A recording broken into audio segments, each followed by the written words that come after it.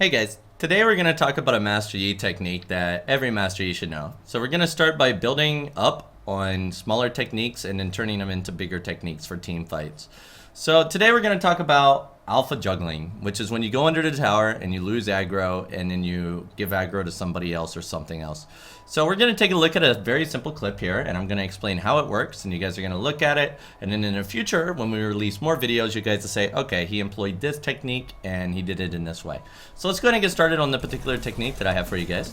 So this clip is a clip of me diving with low HP and using my alpha strike to disjoint aggro. So if you went ahead and you watched the video, it's very, very simple. So let's go ahead and rewind it and let's take a look at what I do.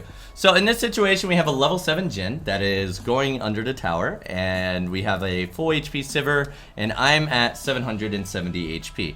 In this particular situation, it is not the best idea for me to tank the full tower as I might die.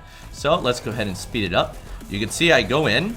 He flashes, I get a little bit confused, you know, we're not all perfect, But what I do in this particular situation is I wait for the projectile from the tower to focus on me. So in this case, you can see the tower projectile shot out, it didn't shoot anything, and then I alpha striked. And now you can see that the tower is now looking at Sivir instead of me. Now Sivir didn't even have to attack the Jin, all she had to do is be under the tower. Now keep in mind, if you have minions around, the tower will focus on minions, and if your team doesn't hit the enemy champions, then the tower will immediately refocus on you. Now, it's important to remember to use your alpha strike as the projectile is traveling at you, because you use up one of the tower shots that your teammates are going to have to be tanking. Had I used my alpha strike before the projectile came out, Sivir would have already taken some damage from the tower, which in this particular situation wouldn't have made that much of a deal, but it's a good practice to keep in mind.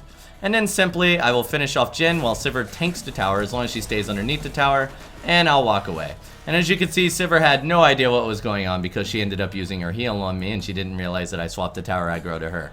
Now be careful when doing this, because if you do this, you might accidentally swap the aggro to a low HP person, and they might not even realize that the tower is aggroed onto them.